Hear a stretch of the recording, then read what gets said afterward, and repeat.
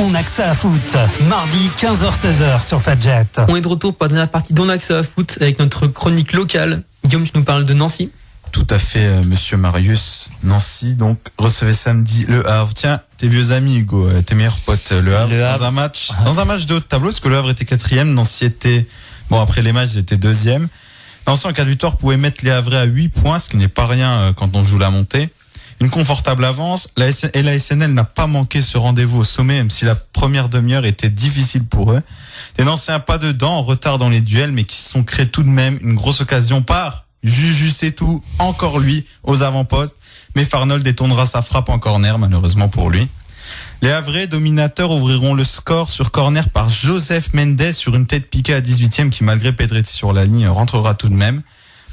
Dès lors, les Nancéens vont mettre le diesel en marche et vont mettre de plus en plus la pression sur le but havrais avec Benasser, auteur d'un gros match, va trouver la barre sur un missile du pied gauche après avoir facilement éliminé, je sais plus c'est qui le défenseur.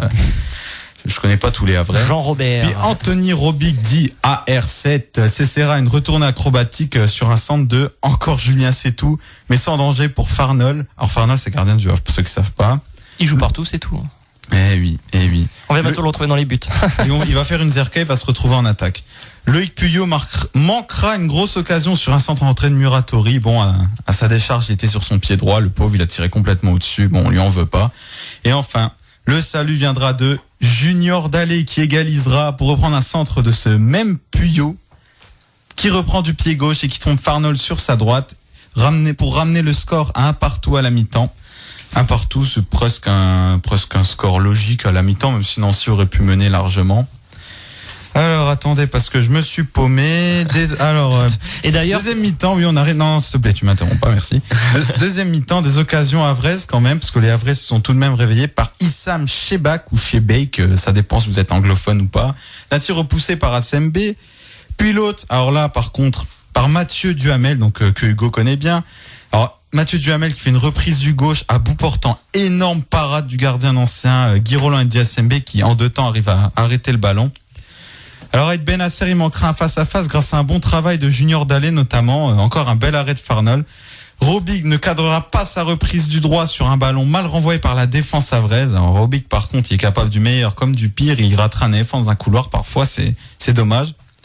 Et le salut, tiens, encore le salut, je fais 2 fois je le place, est revenu de Julien El Matador, El Goleador, El Magnifico, sur un corner de Loïc Puyot, repris encore au second poteau par ce dernier. Son 6e but de la saison. Alors là, j'ai une petite question pour vous, messieurs. Est-ce que vous savez c'est qui le dernier défenseur nancéen à avoir inscrit au moins 6 buts, Ligue 1, Ligue 2 confondus? Sébastien Pugrenier. Allez. Excellente réponse. On te rajoutera un point au quiz de la prochaine fois. Ça fait 5-5, du coup, t'as pas gagné. Non. Alors, on se dirigeait alors vers un 2-1 qui satisfaisait tout Marcel Picot, mais vous savez que le tarif cette année à domicile pour Nancy, c'est 3 buts. Et ce 3e but, messieurs, je vous conseille, j'invite tout le monde à aller le voir, inscrit par l'excellent Youssef Aïd Benasser, qui sur un missile de le King, Youssouf Hadji, il va suivre l'action pour reprendre la balle d'une talonnade, mais magnifique, hop, dans le but, c'est magnifique, super talonnade. Je pense que si Messi met un but comme ça, on en parle pendant 8 ans, franchement.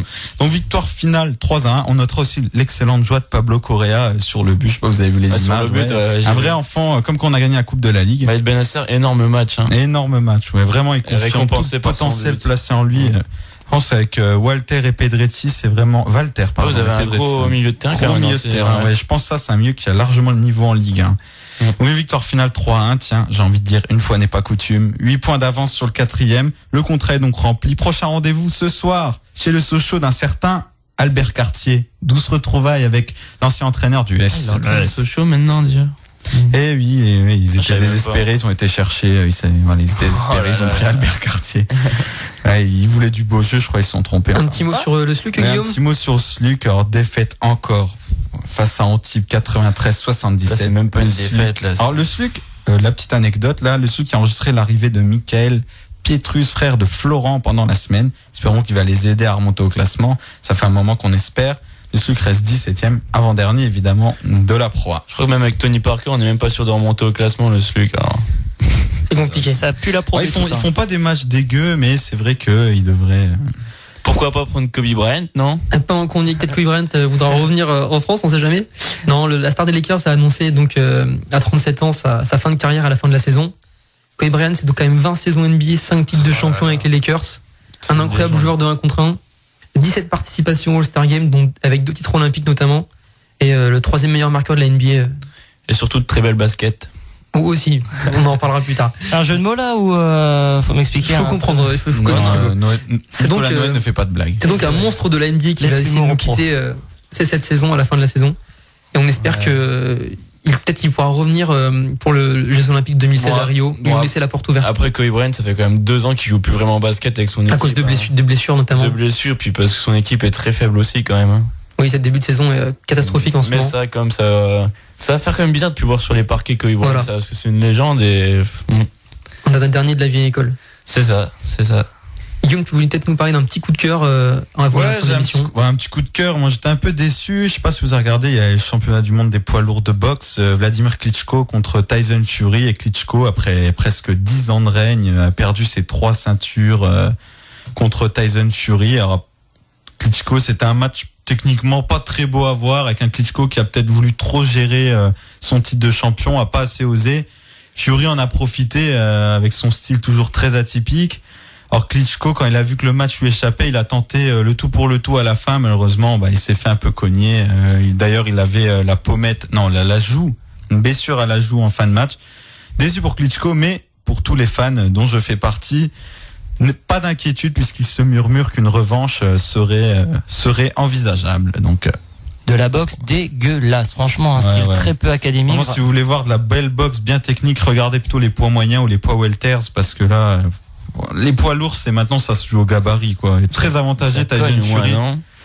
Ça cogne, voilà, c'est ça, c'est de la force brute maintenant. C'est plus à l'époque des grands champions, Ali, Foreman, Frazier. Il y a plus cette technique, cet engouement, le déclin de la boxe, quoi, clairement, je trouve. Hugo, un petit mot notamment sur un poids lourd notamment. Ouais, un poids lourd, oui, le poids lourd du rugby mondial, voilà, donc John Alomu qui est décédé la semaine dernière à l'âge de 40 ans, donc il y a eu un hommage qui a été rendu en Nouvelle-Zélande dans l'Eden Park où il avait gagné notamment la Coupe du Monde. Et puis on a vu un cas assez émouvant de ses anciens partenaires, mais également des joueurs qui ont gagné la Coupe du Monde cette année. Donc c'était vraiment une cérémonie assez émouvante et un très bel hommage rendu pour John Alomu qui nous a quittés malheureusement, qui était vraiment la star, la légende, le meilleur joueur de tous les temps pour moi au niveau du rugby mondial. Il a pas gagné de Coupe du Monde quand même, John Alomu. Non. Qu'est-ce que tu racontes? Il en a pas gagné. Non, c'est vrai, t'as raison. Mais bon. Ben non. Mais bon, t'énerve pas, Jackie.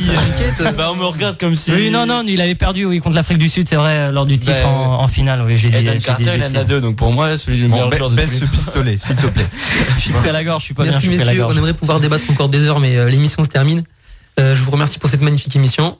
Magnifique. Wow. C'est beau. Merci de nous avoir écoutés. On se retrouve la semaine prochaine, même heure sur Fadjet.